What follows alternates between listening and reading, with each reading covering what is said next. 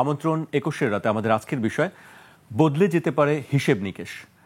আমাদের সঙ্গে স্টুডিওতে উপস্থিত আছেন সিনিয়র সাংবাদিক এম এ আজিজ, আপনাকে স্বাগত জানাচ্ছি। আমাদের সঙ্গে আছেন ইসলামী আন্দোলন বাংলাদেশের সাংগঠনিক সম্পাদক শাহ ইফতেখার তারিক, আপনাকেও স্বাগত জানাচ্ছি। ধন্যবাদ আপনাকে। আমাদের আজকের বিষয়ে বদলে যেতে পারে হিসেব নিকেশ। আজকে ডাকসু নির্বাচন আমরা দেখলাম, খুব উৎসবমুখর পরিবেশে ডাকসু নির্বাচনে সবাই অংশ নিলেন, ভোট দিলেন, প্রার্থীরাও নানান অভিযোগ ছিল, তার মধ্যেও মোটামুটি বলা যায় যে সুষ্ঠুভাবেই ভোটটি হয়েছে। যে বিষয়টি আলোচনা হচ্ছে গত কয়েকদিন ধরেই, যে সবার আগ্রহ ব্যাপক, রাজনৈতিক দলগুলো আসলে কি ডাকসুর ফলাফল কি জাতীয় রাজনীতির ক্ষেত্রে কোনো প্রভাব ফেলতে পারে? আজিজ ভাই, আপনাকে দিয়ে শুরু করতে চাই। ধন্যবাদ আপনাকে। আমি আগে একটু দু একটা লাইন বলে নেই। পৃথিবীতে ১৯৫টা স্বাধীন দেশ আছে, তার ভিতরে মোটামুটি কম বেশি দেশে ছাত্র সংগঠন মানে প্রতিনিধি নির্বাচিত হয়। আমাদের দেশের মতো এত হাইপ কোথাও তৈরি হয় না। যেমন সক্রেটিস বলেছে, বিশ্ববিদ্যালয় অর্থাৎ বিদ্যাপীঠ হচ্ছে জ্ঞান বিকাশের জায়গা, আর আমাদের দেশে হচ্ছে নেতা উৎপাদনের জায়গা। ধরেন ডাকসু নির্বাচন হচ্ছে বা অন্য রাকসু চাকসু নির্বাচন হচ্ছে, এখানে তো প্রধান বিষয়টা হলো বিশ্ববিদ্যালয়ের শিক্ষা, সেটা কিন্তু গুরুত্ব না। কারণ আমাদের দেশ স্বাধীন হওয়ার পর থেকেই, এই আগের থেকেই এই প্রবণতাটা আসছে। কারণ হচ্ছে আস্তে আস্তে ধীরে ধীরে সব ছাত্ররা কিন্তু, ছাত্র সংগঠন যেগুলি আছে, এরা কিন্তু কোনো দলের সাথে অ্যালাইন করা।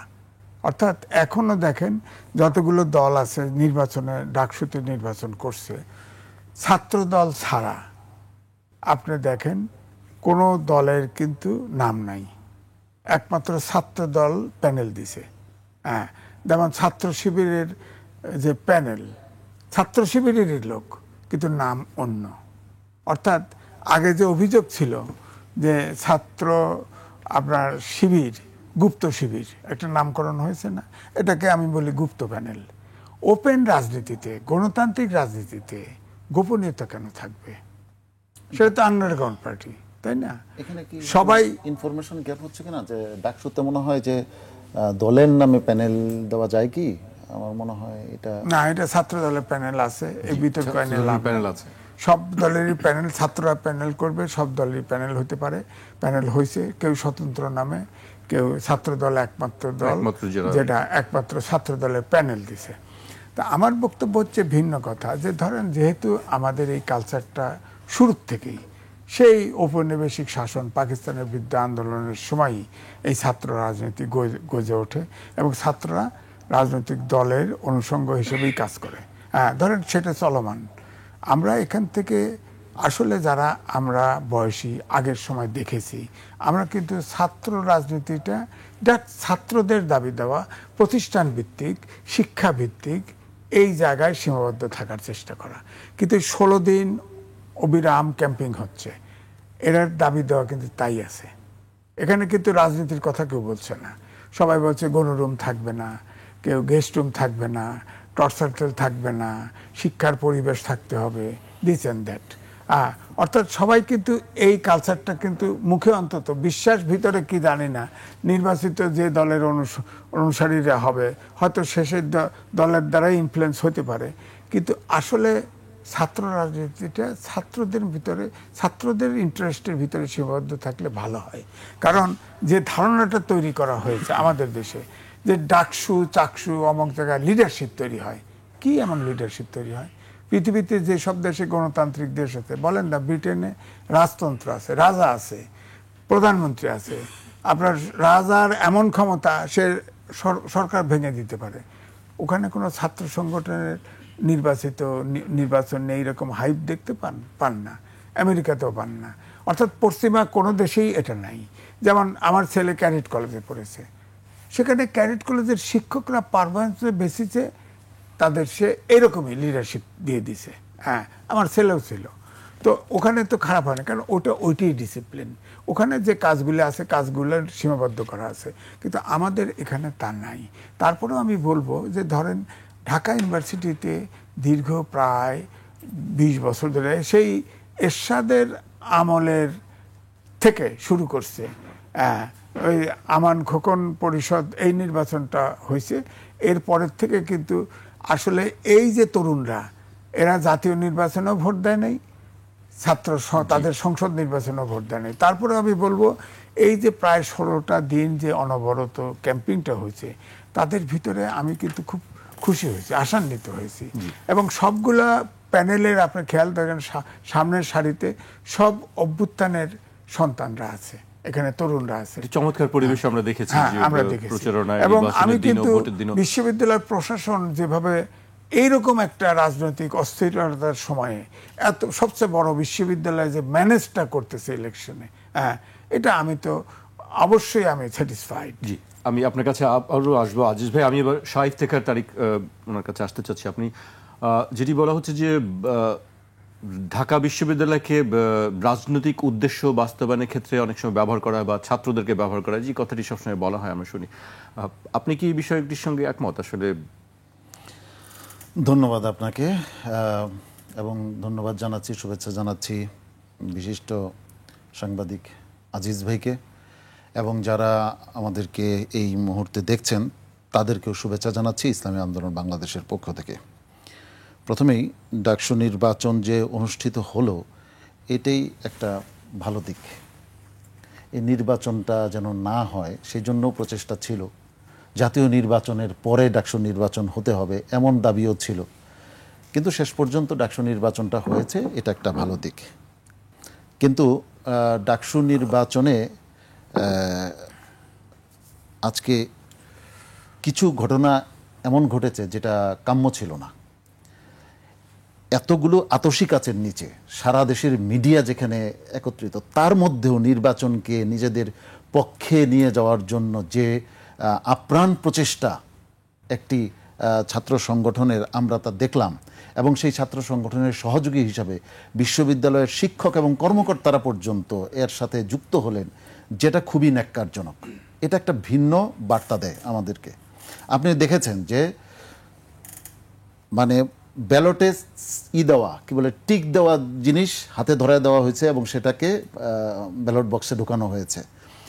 ইসলামী ছাত্র আন্দোলন, আমি আর আজিজ ভাই বলেছেন এখানে শুধু ছাত্র আন্দোলন প্যানেল দিয়েছেন, কথাটা হয়তো উনি জানেননি বা ওনার ইনফরমেশনে নেই। ইসলামী ছাত্র আন্দোলন সম্পূর্ণ প্যানেল দিয়েছে এবং ইসলামী ছাত্র আন্দোলন সমর্থিত লেখা। এবং আমি যতদূর জানি, আমি এটা বোধহয় ভুল নয়, যে কোনো ছাত্র দল সমর্থিত হতে পারবে, কিন্তু প্যানেলের একটা নাম হতে হবে, এটুকু আমার জানা।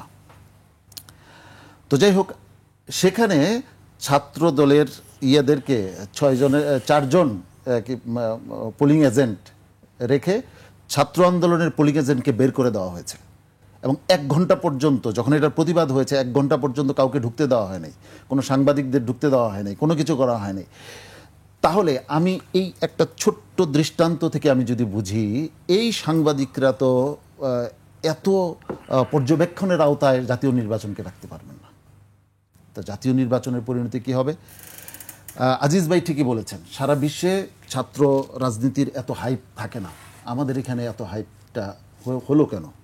এর পেছনে, এবং ছাত্র, আপনি যে প্রশ্নটা করলেন যে ঢাকা বিশ্ববিদ্যালয়কে বা বিশ্ববিদ্যালয়ের ছাত্রদেরকে ব্যবহার করা হয়, রাজনৈতিক উদ্দেশ্যে ব্যবহার করা হয়, আমি আরও এটাকে যদি একদম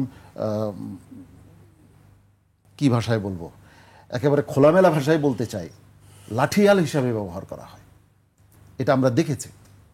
এটা ছাত্রদের দোষ না, এটা হচ্ছে এই ছাত্র রাজনীতি যারা পরিচালনা করে, এই ছাত্র রাজনীতির মূলে যারা, মানে এদেশের রাজনৈতিক দলগুলি হচ্ছে এর জন্য দায়ী। রাজনৈতিক দলগুলোর মধ্যে যে সংকটের মানে সূচনা হয়েছে, যে সংকট গাঢ় হয়েছে রাজনৈতিক দলগুলোতে, তার প্রভাব আমরা দেখি ছাত্র রাজনীতিতে। মোট কথায় আমাদের দেশে যে রাজনৈতিক ধারাবাহিকতা চলছে, এই রাজনৈতিক ধারাবাহিকতায় এরকমই প্রত্যাশিত, এটাই প্রত্যাশিত যে ছাত্র রাজনীতি এমনই হবে। ভোগবাদী রাজনীতি, ক্ষমতাকেন্দ্রিক রাজনীতি মানুষকে মুক্তি দিতে পারে না, এবং ছাত্র সমাজকেও মুক্তি দিতে পারে না, ছাত্র সমাজকে লাঠিয়াল বানায়। অতএব নতুন দিনের ছাত্রদেরকে, নতুন দিনের আগামীর যারা নাগরিক, তাদেরকে ভাবতে হবে এই ঘুণে ধরা রাজনীতির উপকরণ কি তারা হবেন, নাকি এই রাজনৈতিক ব্যবস্থাকে তারা পাল্টে দিবেন। এটাই আমার মনে হয় এখন সিদ্ধান্ত গ্রহণের সময়। আমি শুধু এতটুকু বলতে চাই যে এই ডাকসু নির্বাচনের কারণে, ফলাফলের কারণে হিসাব নিকাশ বদলে যেতে পারে কিনা, আপনি ঠিকই বলেছেন। রাজনীতির হিসাব নিকাশ পাল্টে যাবে। অনেকে অনেকভাবে হিসাব করছেন যে 24-এর আগের মতো করে আগের ক্যালকুলেটর দিয়ে হিসাব করেছেন, কিন্তু ক্যালকুলেটর যে পরিবর্তন হয়ে গেছে, হিসাবের মানদণ্ড যে পরিবর্তন হয়ে গেছে, এটা অনেকেই জানেন না। আমি স্পষ্ট ভাষায় বলতে চাই, 21 শতাব্দী হচ্ছে বিশ্বে ইসলামের বিজয়ের শতাব্দী। আজকে মানুষ বুঝতে পেরেছে যে পাশ্চাত্যের বস্তা পচা দর্শন দিয়ে মানুষের আর মুক্তি হবে না। এতে বৈষম্য শুধু বাড়বে। যারা ভোগবাদী তাদের টাকার পাহাড় আরো উঁচু হবে, কিন্তু খেটে খাওয়া মানুষ, দরিদ্র মধ্যবিত্ত মানুষের কোনো মুক্তি আসবে না। 22 পরিবার দেশকে শাসন করত, এখন সেখানে 2200 পরিবার দেশকে শাসন করে। 22 পরিবারের হাতে যে টাকার পাহাড় ছিল, এখন 2200 পরিবারের হাতে টাকার পাহাড় তার চেয়ে 100 কোটি গুণ বেশি। আমাদের দরিদ্র মানুষের কোনো মুক্তি হয় নাই। আপনার তো আমাদের সকলেরই মনে আছে যে স্বাধীনতার যুদ্ধের আগে, মুক্তিযুদ্ধের আগে আমাদেরকে কি স্বপ্ন দেখানো হয়েছে, যে আমরা কি স্বপ্ন দেখেছি, এদেশের মানে ভাগ্যাহত মানুষ কি স্বপ্ন দেখেছে, যে পশ্চিম পাকিস্তানিদের চাইতে, পশ্চিম পাকিস্তানিদের কারণে আমরা বৈষম্যের শিকার, আমাদের এই বৈষম্য থেকে মুক্তি পাব। আমাদের দেশে উৎপাদিত কাগজ পশ্চিম পাকিস্তানে গিয়ে এইখানে এসে সেটার দাম বেড়ে যায়। আমরা স্বাধীনতা যুদ্ধ করলাম, যুদ্ধ করে যাদের হাতে ক্ষমতা দিলাম, দেখা গেল পাকিস্তান আমাদের কাগজের যা দাম ছিল তার চেয়ে বেশি দাম হয়ে গেল কাগজের দাম। কোথায় মুক্তি? অতএব বোঝা গেল মুক্তি শুধু চেয়ার বদলের মধ্যে নয়, মুক্তি শুধু মানচিত্র বদলের মধ্যে নয়, মুক্তি শুধু পতাকা বদলের মধ্যে নয়, মুক্তি হলো আদর্শ বদলের মধ্যে। নীতি এবং আদর্শ যদি আমরা বদলাতে না পারি তাহলে আমাদের মুক্তি আসবে না। পাশ্চাত্যের এই বস্তাপচা দর্শন আমাদেরকে মুক্তি দিতে পারে না, এটা মানুষকে শুধু গোলামে পরিণত করে। জি তারিক ভাই, আপনার কাছে আবারও আসবো। আমি এরপর যে আজিজ ভাইয়ের কাছে আসতে চাই। এরপরে আরও বেশ কয়েকটি নির্বাচন আছে, রাকসু, চাকসু, জাকসু। সেই নির্বাচনের ফলাফলগুলো কি, মানে বিশ্ববিদ্যালয়গুলো আসলে নিয়ন্ত্রণ থাকলে কি সুবিধা, কি আসলে রাজনৈতিক দলগুলোর? বিশ্ববিদ্যালয়গুলো যদি নিয়ন্ত্রণে থাকে, আলটিমেট কথা হচ্ছে লাঠিয়াল হিসাবে ব্যবহার করা যায়, যেটা তারিক ভাই বলেছে, এটা সত্য। আপনি চিন্তা করেন, আমাদের সময়ে এনএসএফ প্রধান ছাত্র সংগঠন ছিল, ছাত্রলীগ, এনএসএফ, ছাত্র ইউনিয়ন। এনএসএফ ছিল আইয়ুব খান। এই এনএসএফের দুর্বৃত্তপনায় কোনোভাবেই গণতান্ত্রিক অ্যাক্টিভিটি চালানো যেত না। এরপরে এনএসএফকে বধ করা হলো, 68-69 আন্দোলন চাঙ্গা হয়ে গেল, এরপরে স্বাধীনতা যুদ্ধ। তো এবারেও আপনি দেখেন, এই যে অভ্যুত্থানের আগে দেখেন, এই ছাত্রলীগ হেলমেট বাহিনী, আবার ফের গুপ্ত হেলমেট বাহিনীও ছিল। এই হেলমেট বাহিনীর উৎপীড়নে গণতান্ত্রিক সিস্টেম তো কাজ করে নাই। এবং এমন পরিস্থিতি যদি হয়, সরকারের যাওয়ার প্রতিযোগিতায় যদি মেতে ওঠে, তাহলে কিন্তু আবার সেই হেলমেট বাহিনীর জন্ম হতে পারে ভিন্ন কায়দায়। হয়তো হেলমেট থাকবে না, অন্য কিছু থাকবে। হ্যাঁ, যেমন পাকিস্তান আমলে ছিল, পুরো পাকিস্তান আমলে আমাদের সময় চাক্কু ছিল প্রধান অস্ত্র, চাক্কু, রিভলভার, শেষ পর্যন্ত রিভলভার, এনএসএফ রিভলভার ছিল। তো এই জন্য অস্ত্র বদল হয়, সিস্টেম বদল হয়। যেমন এবারে নির্বাচনে ধরেন, যেমন তারেক ভাই বলল যে ছাত্রদল প্রেস কনফারেন্স করছে যে এরকম টিক দেওয়া, আপনার ব্যালটে ভোট দিতে গেছে, একজন ভোট দিতে পারে নাই, তখন সে ছাত্রদলের সভাপতি, সেক্রেটারি, আপনার ওই ক্যাম্প চার্জের শিক্ষকের কাছে গেছে, তিনি বলে আমি জানি না। তাহলে তো এটা প্রশ্ন তো দাঁড়ালো, প্রশ্ন তো সমাধান লাগবে, তদন্ত লাগবে, এবং দ্রুতই লাগবে, এবং রেজাল্ট ঘোষণার আগেই লাগবে, নাহলে এটা নিয়ে অস্থিরতা তৈরি হবে। কারণ একজন আরেকজনকে ব্লেম করবে। বলা হচ্ছে যে ছাত্রদল বলতেছে শিবির আবার তাদের ভিতরে অভিযোগ দিচ্ছে, যদিও শিবির নামে নাই, কি আছে যে সাধারণ ছাত্র ঐক্য, এরকম একটা কিছু আছে। তো এই জন্য আমি বলছি যে একটা বড় নির্বাচন, বিতর্ক কিছু থাকবে, কিন্তু সংযম তো লাগবে। ধরেন এত বছর নির্বাচনে যে তরুণরা ভোট দিতে পারে নাই, এত বড় একটা নির্বাচন হচ্ছে, সেখানে প্রায় সব জায়গায় সিসি ক্যামেরা লাগানো হয়েছে। এটা তো আবার সিকিউরিটি, নিরাপত্তাও যথেষ্ট করা হয়েছে। আমি বলবো নির্বাচনের নিরাপত্তার ব্যাপারে প্রশাসনের যতটুকু সম্ভব আমার মনে হয় সবটুকুই তারা করার চেষ্টা করেছে, একটা নিরপেক্ষ নির্বাচন। তার ভিতরেও ওই দুর্বৃত্তপনা যদি গোপনে থেকে থাকে, যে ব্লাডের ভিতরে যেটা ঢোকা আছে, এটার এটা তো বিশ্ববিদ্যালয়ের প্রশাসন তো বলে দেয় নাই তুমি যা গোপনে সেল মারোগা। হ্যাঁ, এখন দায়ী করবে প্রশাসনকে, অমুক প্রবর সুযোগ দিছে বা হয়েছে সিল মারা হেল্প নিয়েছে, এইসবই তো করবে। তো এই জন্য আমি বলছি যে আসলে যতক্ষণ পর্যন্ত মানুষগুলো, ধরেন আমি একটা ব্যাড উদাহরণ দিই, ব্যাড উদাহরণ ধরেন আমাদের দেশে ফ্যাসিস্ট হাসিনা পালিয়ে গেল এবং তাকে দেখেন ভারত, আমরা মৌলবাদী সরকার বলি না, তারপরে দেখেন তাদের কালচারটা কত, পার্লামেন্টারি পার্টির সিদ্ধান্ত নিয়ে বসে রাষ্ট্র তাকে শেল্টার দিছে। শেখ হাসিনাকে কোনো পার্টি শেল্টার দেয় নাই, কিন্তু কোনো পার্টির বিজেপিও দেয় নাই, কংগ্রেসও দেয় নাই, পার্লামেন্টারি পার্টি বসে সিদ্ধান্ত তো মানে রাষ্ট্র দিছে, অর্থাৎ তারা রাষ্ট্র মনে করছে এটা আমাদের দায়িত্বের অংশ, আমরা এটা ভাবতে পারি না, আমরা জাতীয় ইস্যুগুলোতে একমত হতে পারি না। এইটি হচ্ছে আমাদের বড় দৈন্যতা। আপনি দেখেন এখন ক্রিকেট খেলা দেন বাংলাদেশ আর পাকিস্তান, পাকিস্তানের সমর্থক পাবেন, ভারত আর পাকিস্তান বাংলাদেশ আর ভারত দেন, ভারতের সমর্থক পাবেন। এরকম অকাপাকা জাতি 54 বছর রক্ত দিয়ে স্বাধীন হয়েছে, কোন জাতি পাইবেন এরকম? যে আমার কলিগ ছিল ইন্ডিপেন্ডেন্টে যখন ছিলাম, সেখানে একজন মুসলমান ছিল, খাঁটি মুসলমান, আর একজন ছিল নন বিলিভার, কোনো ধর্মে বিশ্বাস করে না। ওই মুসলমান আমার সাথে এত খাতির, হ্যাঁ, সে সবসময় কচি গরুর মাংস পছন্দ করতো, এটা খাওয়াইতাম, সব ঠিক আছে।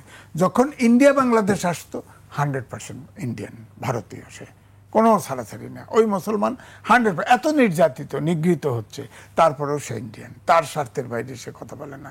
আমি তো ভারতের সাংবাদিকদের সাথেও কথা বলছি, যুক্তির জায়গায় অযৌক্তিকভাবে তারা ভারতের পক্ষে কথা বলে। সুতরাং এই জন্যে আমার বলছে যে আমি বলছি না যে আমরা জাতি হিসেবে এমন হব যে আমরা আন্ধা জাতি হব, যে আমরা অযৌক্তিকভাবে দেশের পক্ষে। আমি বলবো যে আমার যেখানে ইন্টারেস্ট, জাতীয় ইন্টারেস্ট, জাতীয় ইস্যুগুলোতে আমরা একসুরে কথা বলবো। এই জায়গায় যদি জাতি না যেতে পারে, কোনো সিস্টেমই ফাংশন করবে না, সব সিস্টেমে এই ব্যাকড্রপ থাকবে। তো এই যে ধরেন আমি বলবো যে ডাকসু নির্বাচন তো হয়ই না। আরে জাতীয় নির্বাচন থেকে শুরু করে কোনো নির্বাচনই তো হয় না। এটা হয়েছে, এত বড় কত চিন্তা করেছি, কিন্তু শেষ পর্যন্ত নির্বাচনটা হয়েছে, টুকটাক সমস্যা ছাড়া কিন্তু নির্বাচনটা হয়েছে। এখন কে জিতবে না এটা তো ফোরকাস্ট করা কঠিন, এটা তো সম্ভব না। এখন এটাতে হয়তো ধরেন আপনি যেটা বলছেন যে ধরেন এই নির্বাচনে হলে জাতীয় নির্বাচনে ইনফ্লুয়েন্স হবে কিনা, হ্যাঁ সামান্য হতে পারে, আমার বিবেচনায় সামান্য। কারণ সামান্যই কারণেই কয়জন ছাত্র ঢাকার শহরে বাস করে মাত্র 15 থেকে 20% মানুষ। আপনি জানতো ডাকসু নির্বাচনতে কোনো কলরো বাসের কেনে গ্রামের বাড়িতে কিছু লোক হয়তো আলোচনা করে, এটাতে বড় ধরনের ইম্প্যাক্ট হবে না। অবশ্যই একটু কিছু ইনফ্লুয়েন্স তো থাকবে। ধরেন ছাত্র সংসদগুলো তরুণরা একদিকে, বা তরুণরা ধরেন একদল জিততে যাচ্ছে সব জায়গায়, ধরেন এটা তো বোঝা যাবে, তরুণদের মানসিকতাটা বোঝা যাবে যে তারা কি চায়। আপনার কাছে আমি আবার আসবো আজিজ ভাই, আমি এরপর যে তারিক ভাইয়ের কাছে আসতে চাই। আসলে কি রাজনীতিতে কি চ্যালেঞ্জ কি বাড়ছে রাজনৈতিক দলগুলোর জন্য, বা রাজনৈতিক দলগুলোর কি চ্যালেঞ্জ আপনার কাছে মনে হয় যে সামনে? তারিক ভাই। হ্যাঁ, রাজনৈতিক দলগুলির জন্য তো সবসময় চ্যালেঞ্জ থাকে, কারণ হচ্ছে যে মানুষের পালস বোঝার চ্যালেঞ্জ, এটা হচ্ছে সবচেয়ে গুরুত্বপূর্ণ। মানুষ কি চায়, মানুষের মুক্তি কোন পথে, এটাকে বোঝার একটা চ্যালেঞ্জ তো থাকবেই। সবচেয়ে বড় চ্যালেঞ্জ আমাদের আগামী দিনের যে চ্যালেঞ্জ, সেটা হচ্ছে যারা ক্ষমতায় যাবেন তাদের দেশকে নেতৃত্ব দেওয়াটা একটা বড় চ্যালেঞ্জ হবে।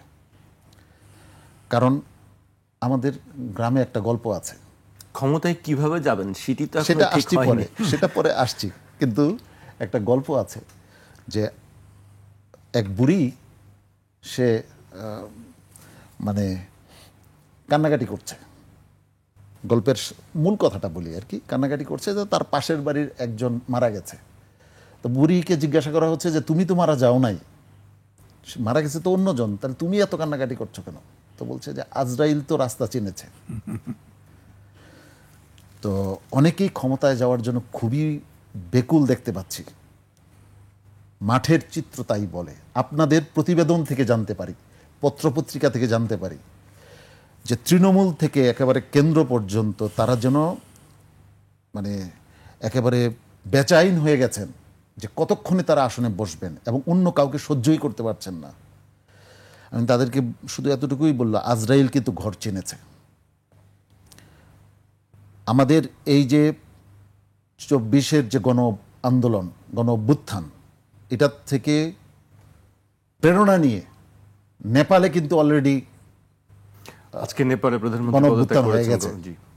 এবং পদত্যাগ করতে বাধ্য হয়েছে। আমাদের আজিজ ভাই আগে বলছিলেন যে পিয়ারের কারণে, পিয়ার যদি হতো তাহলে তো এটা হতো না। এখানে বলিনি।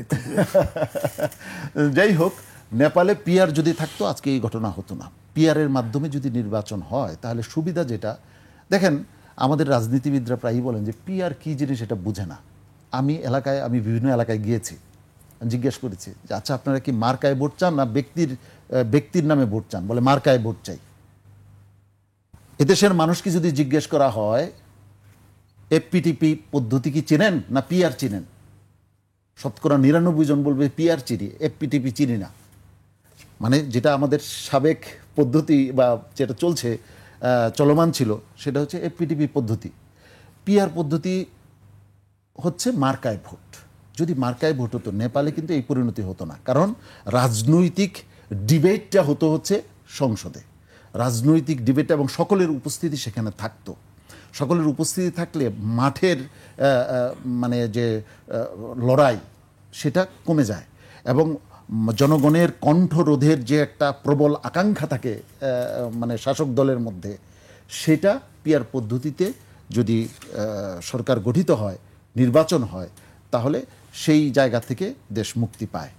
তো আপনি বলছিলেন যে কি চ্যালেঞ্জ আছে, সবচেয়ে বড় চ্যালেঞ্জ হচ্ছে এই দেশটাকে সামনে এগিয়ে নিয়ে যাওয়ার জন্য। এটা আমাদের সকলের জন্যই চ্যালেঞ্জ। এইভাবে যদি বারবার পরিবর্তন হতে থাকে আমাদের দেশের তো আসলে কোনো উপকার হচ্ছে না। দেশের মানুষের যে অবস্থা, এদেশের দেখেন এই দেশের যত দুর্নীতি, যত যা কিছু, সব কিছু করে রাজনীতিবিদরা, এবং রাজনীতিবিদদের তত্ত্বাবধানে দেশের এলিট শ্রেণী সকল দুর্নীতি করে, টাকা পাচার করে। কিন্তু যাদের কষ্ট পরিশ্রমের উপর দাঁড়িয়ে আছে আমাদের অর্থনীতি, যে কৃষক হাড়ভাঙা পরিশ্রম করে, যে গার্মেন্টস কর্মী হাড়ভাঙা পরিশ্রম করে আমাদের অর্থনীতির চাকা ঘোরায়, এবং সেই প্রবাসী যারা হাড়ভাঙা পরিশ্রম করে আমাদের অর্থনীতিকে বাঁচিয়ে রাখে, তারা এই দেশটাকে উন্নত করতে চায়। আর আমাদের রাজনীতিবিদরা এবং তাদের সহচররা এইটাকে লুটপাটের একটা অর্থনীতি কায়েম করেছে এই জায়গায়। আমরা সবাই জানি বিগত সরকারের আমলে 28 লক্ষ কোটি টাকা পাচার করা হয়েছে। এটা কি কল্পনা করা যায়? এটা এই টাকাটা যদি আমাদের দেশে আমরা বিনিয়োগ করতে পারতাম তাহলে এই দেশ তো অনেক আগেই উন্নত হতো। আমাদের এটা তো আজকে একই কথা বারবার বলা হবে, আমাদের সময়ে যে দেশ স্বাধীন হয়েছে, আমাদের চাইতে অর্থনৈতিকভাবে তারা দুর্বল ছিল, আজকে তারা কোথায় অবস্থান করছে আর আমাদের অবস্থান কোথায়? এর জন্য কারা দায়ী? বিগত 54 বছরে যারা এই দেশকে শাসনের নামে শোষণ করেছে তারা দায়ী। আগামীতে তারা আসলে আমাদেরকে কোন জাদুর কাঠি দেখাবে? তাদের কাছে এমন কি জাদুর কাঠি আছে তাদের পকেটে যে আমাদের দেশের মানুষের ভাগ্যের পরিবর্তন ঘটবে না। অতএব ভাগ্যের পরিবর্তন ঘটাতে হলে নীতির পরিবর্তন ঘটাতে হবে। যার কারণে ইসলামী আন্দোলনের আমির অনেক আগেই বলেছেন, শুধু নেতা নয়, নীতির পরিবর্তন চাই। মানুষের মুক্তির জন্য নীতির পরিবর্তন লাগবে। সেই নীতি কি নীতি? আমাদের যে শোষণের অর্থনীতি কায়েম আছে, এই শোষণের অর্থনীতি আওয়ামী লীগও করেছে, বিএনপিও করেছে, একই অর্থনীতি, নতুন কিছুই তারা দেখাতে পারবেন না। তো এই অর্থনৈতিক ব্যবস্থা কায়েম রেখে, বহাল রেখে এদেশের মানে খেটে খাওয়া মানুষের ভাগ্যের পরিবর্তন তারা ঘটাতে পারবেন না। অতএব এখন আল্লাহ রাব্বুল আলামিন বলেছেন, যে জাতি নিজের ভাগ্যের পরিবর্তন ঘটাতে পারে না, আল্লাহ তার সেই জাতির ভাগ্য পরিবর্তন করেন না। এবারের জাতীয় নির্বাচনে আমাদের ভাগ্যের পরিবর্তন ঘটাতে হবে জনগণকেই। এই পুরাতন দস্যু, পুরাতন লুটেরা যারা আমাদের দেশকে বারবার লুণ্ঠন করেছে, এখনো লুণ্ঠন করে যাচ্ছে, আমরা যদি তাদেরকেই বারবার আমাদের ভাগ্যবিধাতা হিসাবে প্রতিষ্ঠিত করি, আমি এখানে কোনো ব্যক্তির নাম, কোনো দলকে ইন্ডিকেট করছি না, আমি বলতে চাচ্ছি এই খারাপ বিষয়টা। কারণ বিভিন্ন দলের ছদ্মাবরণে যারা এই দেশকে শাসনের নামে শোষণ করেছে, এরা কিন্তু এক একজন রাক্ষস, এরা মানুষের রক্তচোষা রাক্ষস, ড্রাকুলা। এরা আমাদের রক্ত শোষণ করে খায়, আমাদের টাকা লুট করে কানাডায় গিয়ে বেগমপাড়ায় বাড়ি করে, সিঙ্গাপুরে বাড়ি করে, মানে সুইজারল্যান্ডে সুইস ব্যাংকে টাকা জমা রাখে। অতএব এদের চরিত্রের পরিবর্তন ঘটানো সম্ভব না। এই রাজনৈতিক দলগুলি এই স্ট্রাকচারে বড় হয়েছে, এই স্ট্রাকচারের একটা ইট মাঝখান থেকে খুলে ফেললে এই পুরো স্ট্রাকচার ধসে পড়বে। জি, আপনার কাছে আমি আবারও আসবো। তারিক ভাই, আমি আজিজ ভাইয়ের কাছে আসতে চাই পর্যায়ে। আসলে এই যে পরিবর্তনের এই জাদুর কাঠি আছে কার কাছে, কোন দলের হাতে আছে জাদুর কাঠি? আপনার কাছে কি মনে হয়? আপনি তো অনেক দীর্ঘদিন ধরে দেখছেন। কারো কাছে জাদুর কাঠি নাই।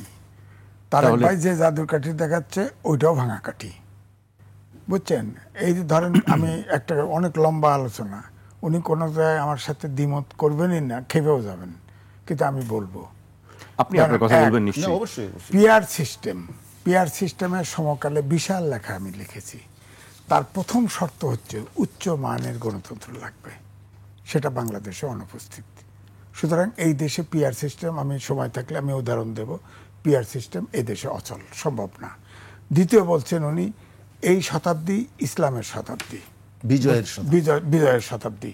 আমার কথা হচ্ছে গুগল সার্চ দেন, ৭৯টা সেক্ট আছে ইসলামের, সারা জাতি এক, সব ধর্মীরা এক হইতে পারে, ইসলামপন্থীরা এক হবে না। যদি এক হতো আমি খুশি হইতাম। আমরা আপাতত দেখছি যে না, শেষ করি না, ওই এক না। ইসলামিক আন্দোলন বাংলাদেশের আগের আমিরের কথাও শুনছি, এখনো শুনতেছি, অনেক পার্থক্য। জামাত ইসলামকে ইসলামিক ধর্মই ব্যবসায়ী মনে করে, এটার অনেক কথা আমার কাছে ভিডিও ধরা আছে। এই বিতর্কে যাব না, উনি আরো খেপে যাবে। আমার বক্তব্য হচ্ছে, শোনেন, চতুর্থ শিল্প বিপ্লব চলছে এখন, বিজ্ঞান। আপনি বলেন গাজা খালি করতেছে, ওআইসির কোনো ভূমিকা আছে?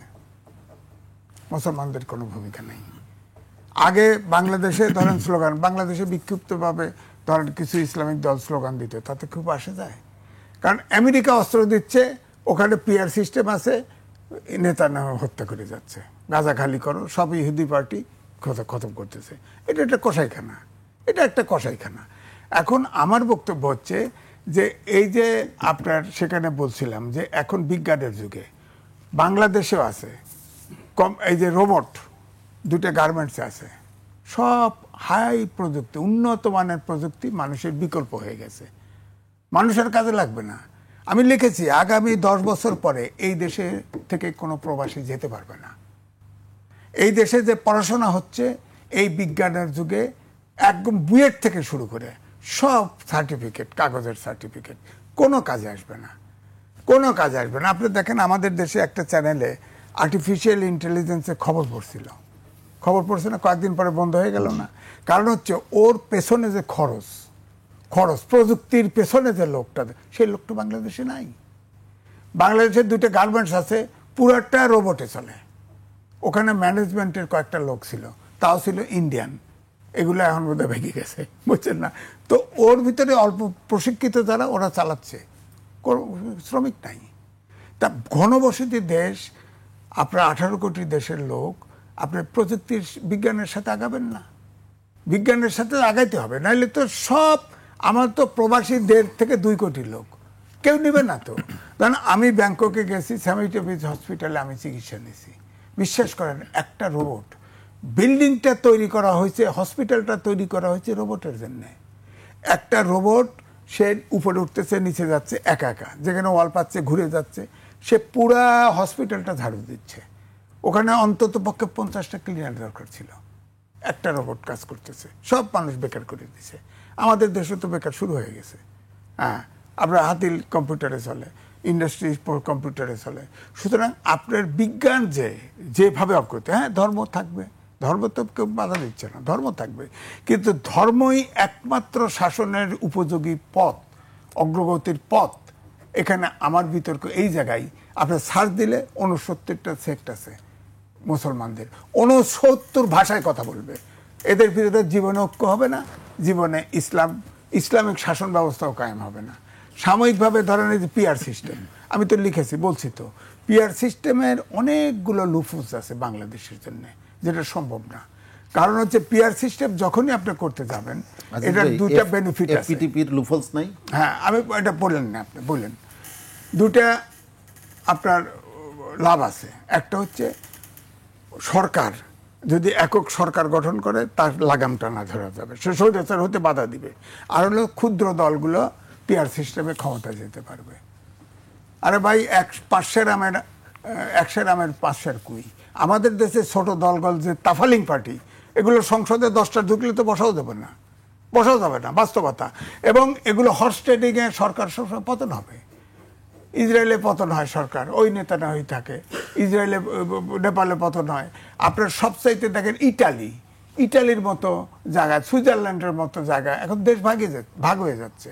সুতরাং এটা অনেক লম্বা আলোচনা, দরকার নেই। আমার কথা হলো উচ্চ মানের গণতন্ত্র যদি, অর্থাৎ ন্যাশনালিস্ট যদি আমরা হতে পারি, আগে দেশকে ভালোবাসতে হবে, দেশের জনগণকে ভালোবাসতে হবে, ব্যক্তি স্বার্থের ঊর্ধ্বে উঠতে হবে, তাহলে পিআর সিস্টেম ফাংশনাল হবে, নইলে নয়। তা আমি শেষ কথাটাই বলছি যে ধরেন এখন বিজ্ঞানের যুগে বিজ্ঞানকে অবজ্ঞা করে পৃথিবীর কোনো দেশ দাঁড়ায় থাকতে পারবে না। আমাকে এই পর্যায়ে বিরতিতে যেতে হচ্ছে। দর্শক, একটি বিরতি নিচ্ছি, বিরতির পর আবারও ফিরবে 21 রাতে, আমাদের সঙ্গেই থাকুন।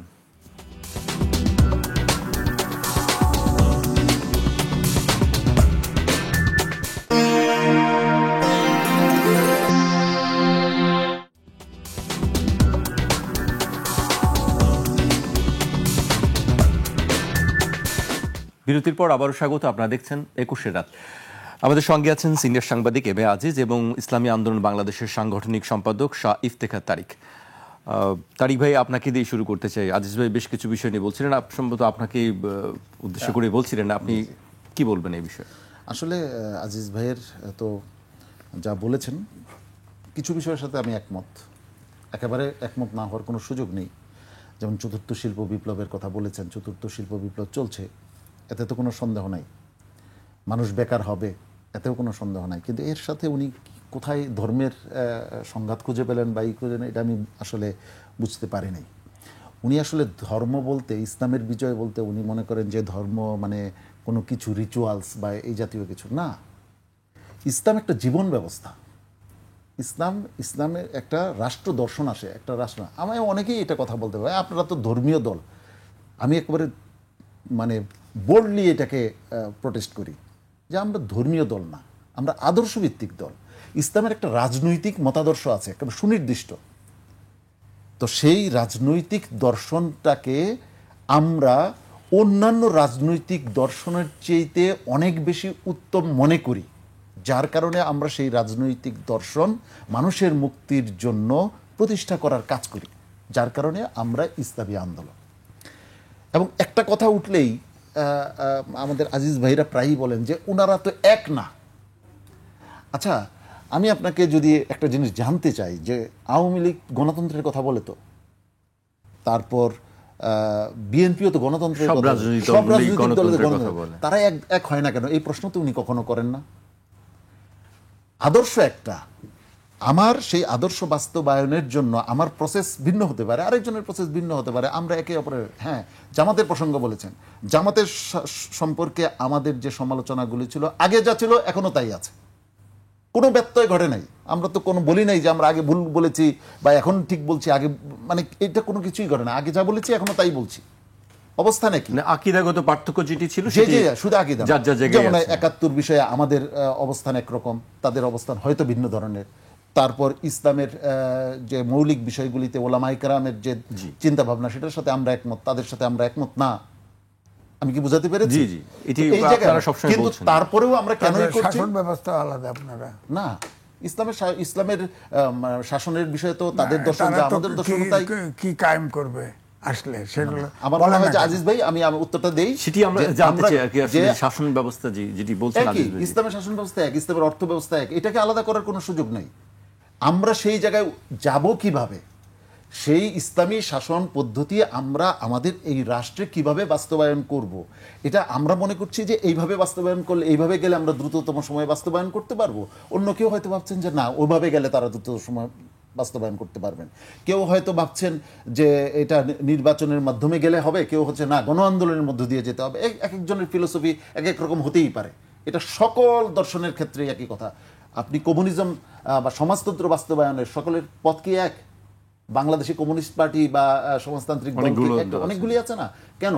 কারণ হচ্ছে তাদের দর্শন আলাদা, এটা বাস্তবায়নের দর্শনটা আলাদা, পথটা আলাদা। যাই হোক, এখানে আজিজ ভাই আরেকটা বিষয় বলেছেন যে ক্ষুদ্র দলগুলি পিআর চায়। আমি বলি ক্ষুদ্র দলগুলি পিআর চায় না। কারণ আপনি দেখবেন বাংলাদেশে অনেক দল আছে যারা শুধু সাইনবোর্ড সর্বস্ব, যাদের কোনো কর্মী নাই, সমর্থক নাই।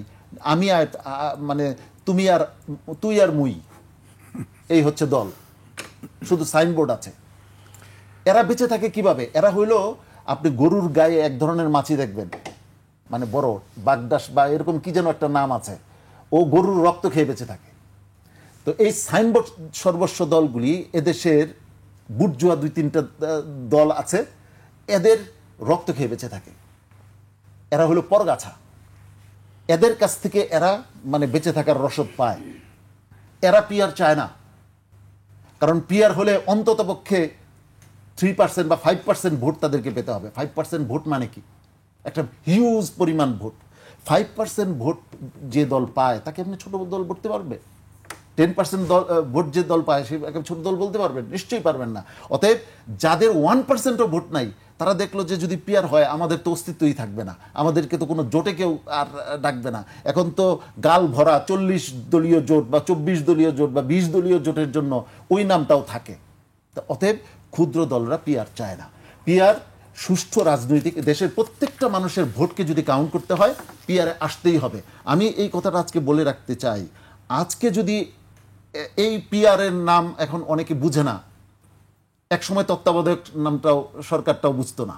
তারা বলতো যে পাগল আর নিরপেক্ষ ছাড়া, পাগল এবং শিশু ছাড়া তত্ত্বাবধায়ক নিরপেক্ষ সরকার হতে পারে না। শেষ পর্যন্ত তারা আবার এই তত্ত্বাবধায়কের জন্যই আন্দোলন করেছে।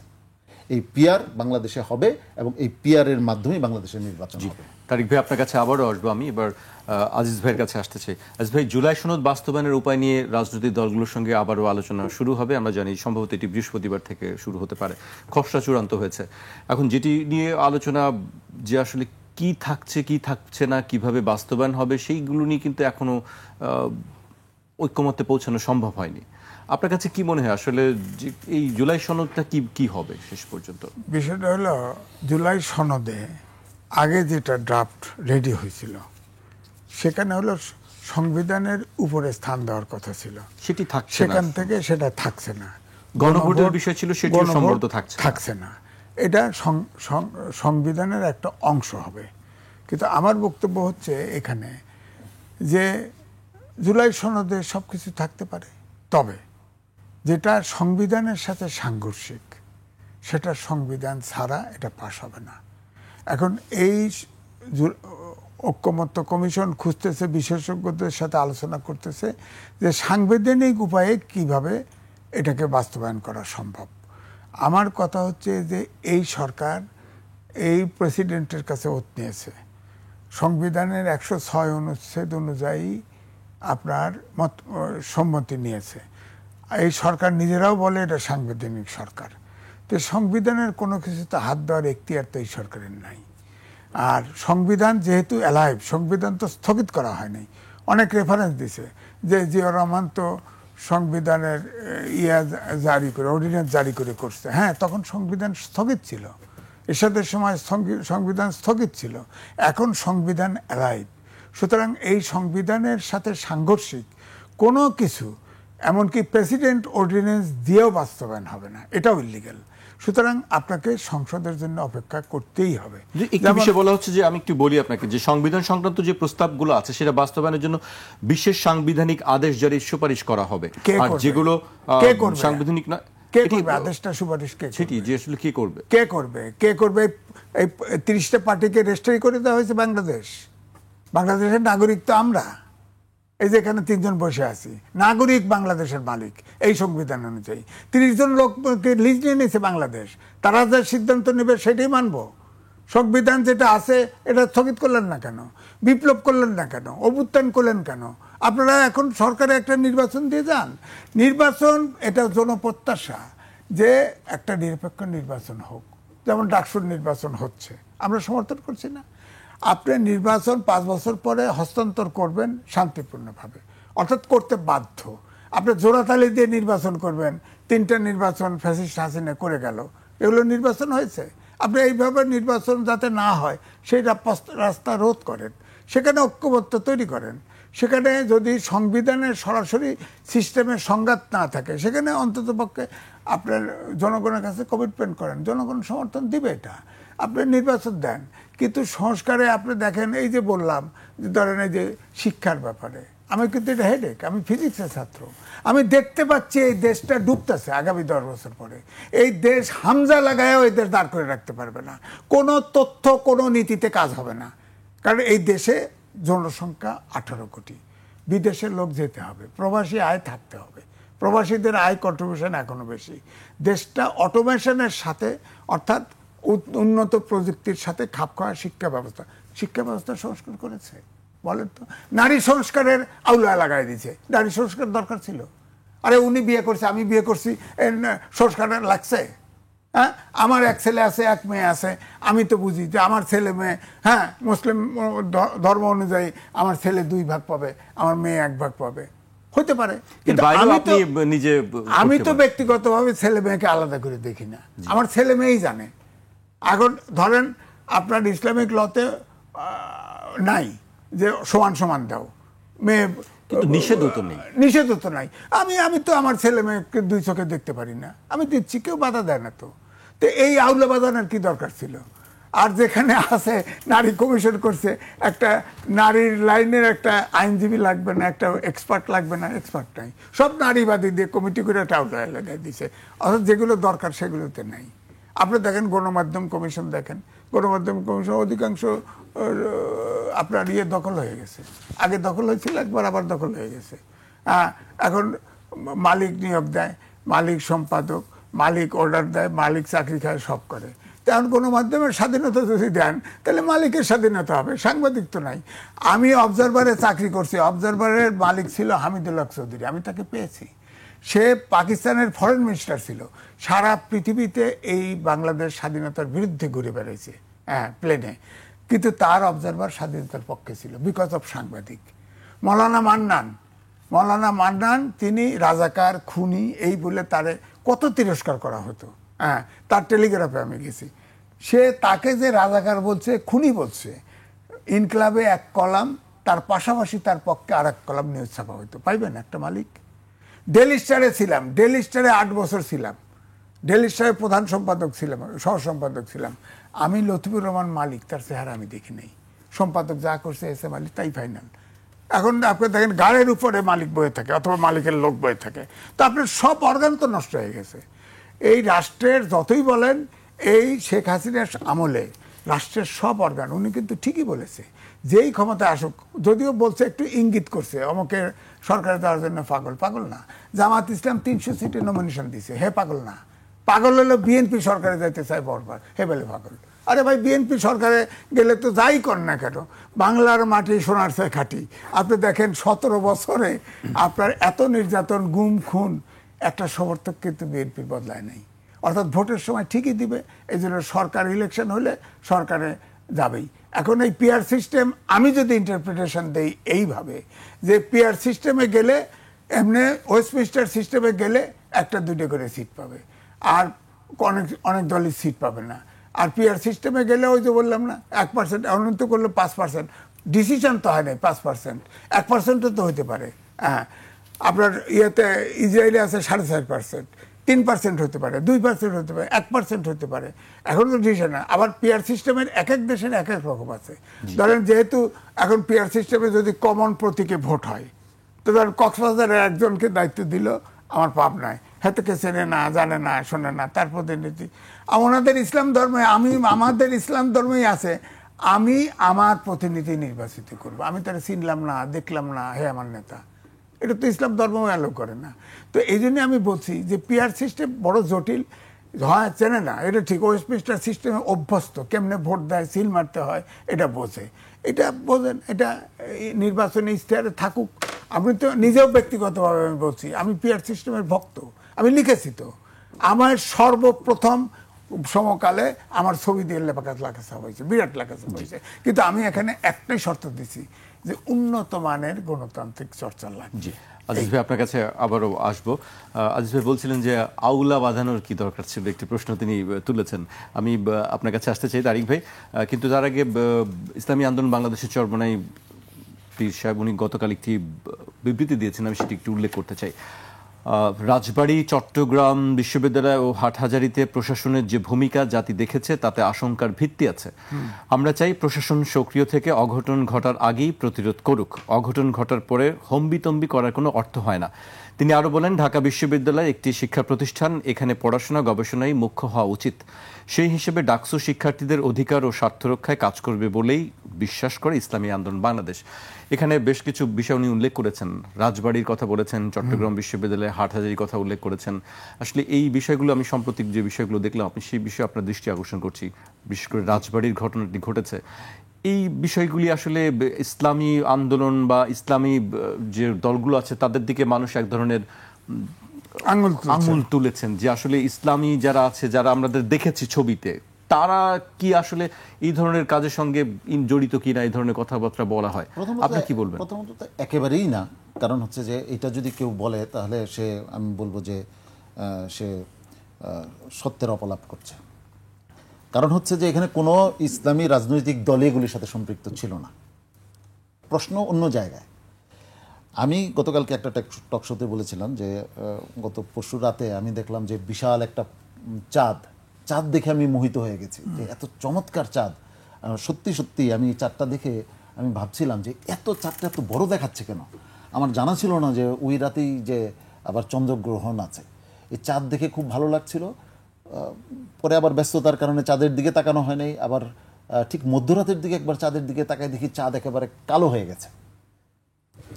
এই সরকার ক্ষমতায় আসার পরে সবাই একেবারে পূর্ণিমার চাঁদের মতো, এই যে প্রথম দেখার চাঁদের মতো মনে হয়েছিল, পরে হঠাৎ করে এটা রাহুগ্রস্ত হয়ে গেছে। এই রাহুগ্রস্ততার কথা আমাদের আজিজ ভাই বেশ কয়েক জায়গায় উল্লেখ করেছেন, আমি কয়েকটা জায়গায় বলি। দেখেন, আমাদের দেশের প্রাইমারি স্কুলগুলি একটা সংকটে আছে। সেই সংকট কি? তারা শিক্ষার্থী পায় না, শিক্ষার্থী ঝরে যাচ্ছে। প্রাইমারি স্কুল আছে, শিক্ষার্থী নাই। কেন নাই? এই ধ্রুব সত্যটা, এই মানে নিষ্ঠুর সত্যটা কেউ সামনে আনে না।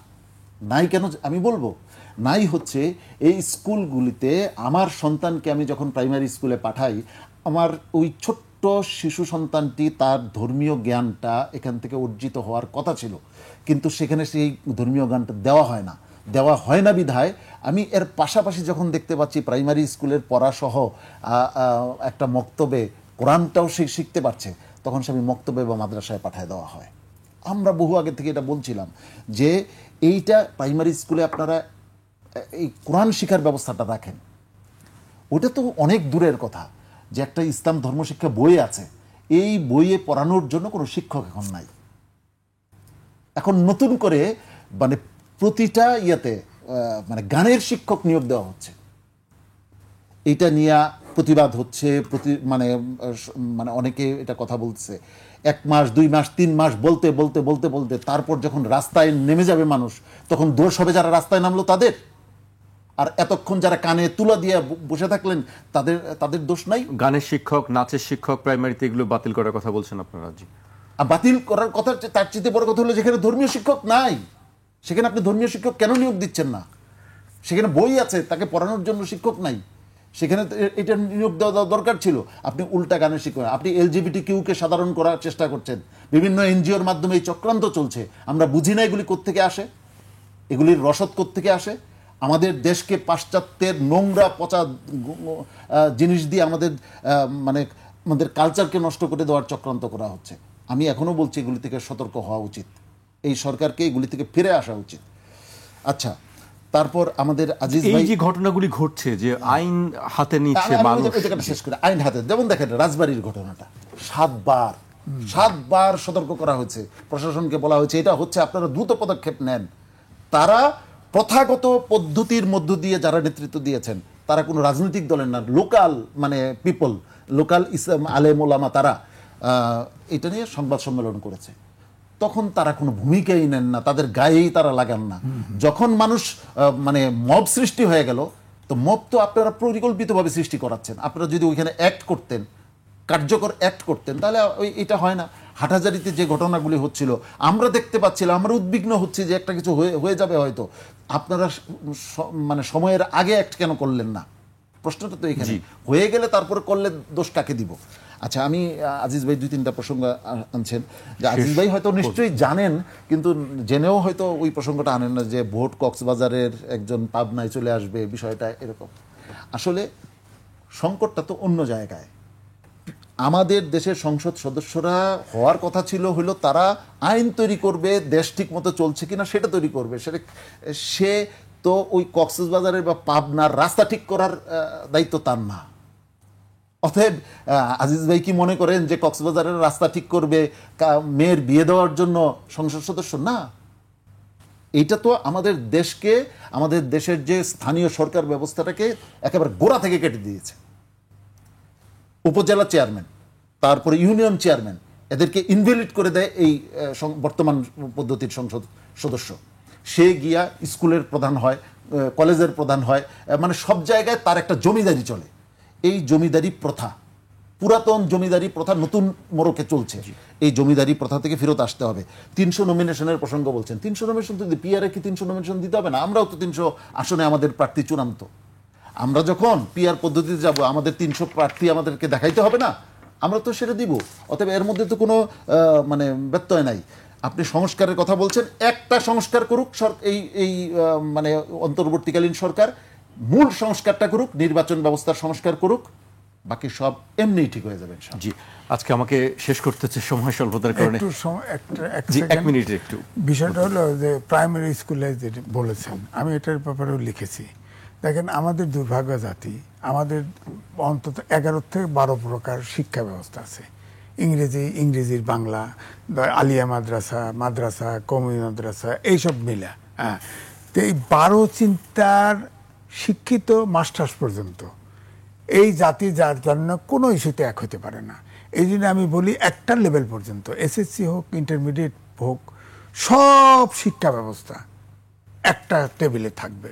অর্থাৎ যে প্রাইভেট স্কুলে বলতেছে গান থাকবে, সংস্কৃতি থাকবে, ইসলাম ধর্ম থাকবে, কেন থাকবে না? সব থাকবে। একটা কমন এডুকেশন থাকতে হবে জাতি গঠনের জন্য, এটা দরকার। হ্যাঁ, আরও একটা কি বলছিলেন যে এই যে ক্ষুদ্র দল, দেখেন আমাদের দেশে ধরেন যেমন 300 প্যানেল, যেমন এখানে পিআর সিস্টেমে ইসলামিক আন্দোলন বাংলাদেশের নীতি একটা, জামাত ইসলামের নীতি আরেকটা। যেমন ধরেন ইসলামিক আন্দোলন হলো যত % ভোট পাবে পরে নমিনেশন দিবে ইসলামিক আন্দোলন। এখন উনি ধরেন আমি যে ইসলামিক আন্দোলন, এই বিষয়ে মনে হয় যে আপনার একটু এটা না, এটা আপনার আলোচনা পিয়ার হন, আলোচনা হোক, আলোচনার টেবিলে এটা যাই হোক, এর দাবিটা আছে, আমি দাবিটাই বলছি।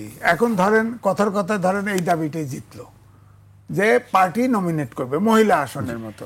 এখন আমি পার্টির প্রধান, ইসলামিক আন্দোলন বাংলাদেশের প্রধান, আমি ধরেন পার্টির নিয়ন্ত্রণ কঠিন, আমি আমি বললাম না আমার ফ্যামিলিতে 72 জন আছে, আমি 72 জন দিয়ে তারপরে বাকিদের দেবো, তাহলে তো সরে হয়ে গেল।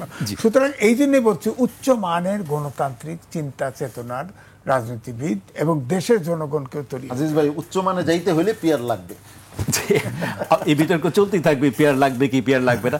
আজকে আমাদেরকে শেষ করতে হচ্ছে। আপনাদের দুজনকে অনেক ধন্যবাদ আমাকে সময় দেওয়ার জন্য। দর্শক, আজ এখানে শেষ করছি। কাল আবার দেখা হবে রাত 12টায়। আপনারা সবাই সুস্থ থাকুন, নিরাপদে থাকুন, আর 21-এর সঙ্গে থাকুন।